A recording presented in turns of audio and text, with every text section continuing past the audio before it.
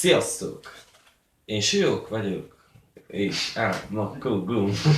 És a mai videómban pedig nem mással fogok beszélgetni, mint Firpá! Szia! Lemi. Hát, szerintem azt akarta írni, hogy lány vagy.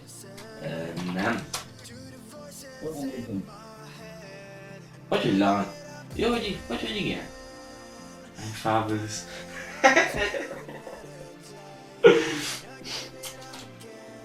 Hát, te fiú vagy. Nem van itt. Ahogy szakállas vagy. Szakállad van. Ahol van. Salom-dilom-bálom. Salom-dilom-bálom. Tiszta buli báró vagy, fiam. Buli báró. Hát az kis grófó. És fújjad ezt a muzsikát, hogy szegény vagyok. Szegénynek születtem. Jaj, szegény. Az én babám. Az igen. Olyan a... Hát... PewDiePie nagyon muzsikus kedvében van. Na de térjünk velünk másra. Kérdezzünk például egy olyan, hogy... Hány éves vagy?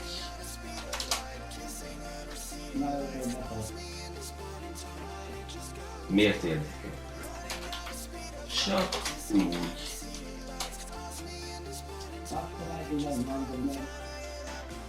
Bocsánat, de nem mondom meg. Akkor ne mondd meg.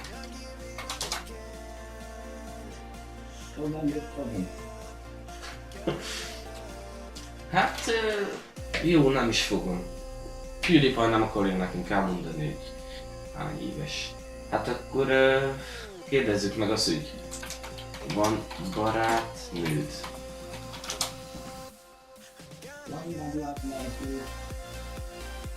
Hát te fiú vagy.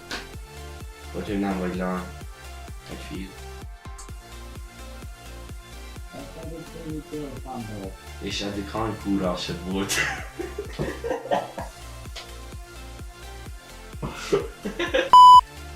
Térjünk a lényegre, valami jó biznisz kell. Figyelj! Van egy kis füved. Na mentem, szia. Hát ez most engem le akar koptatni.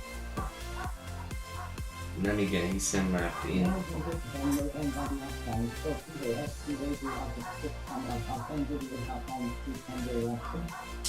Na ezt ugye a makoktól is semmit se értettem. Nem igen, hiszem, mert én vagyok Dancsó Péter, és te vagy az a csicskám, azaz én videózott Dancsi Sándor rajtam. What? Szóval te vagy Dancsó Péter, és én a te csicskád vagyok.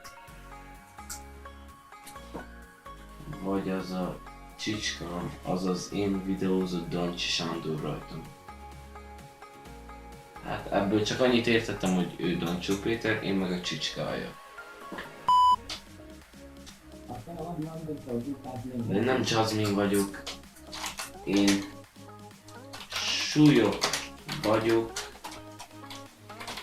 a Patelepről.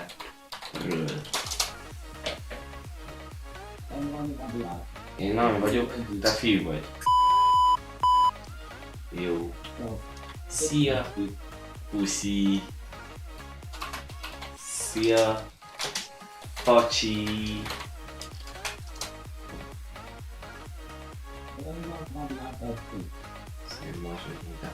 Na hát, köszönjük, hogy megnézted ezt a videót.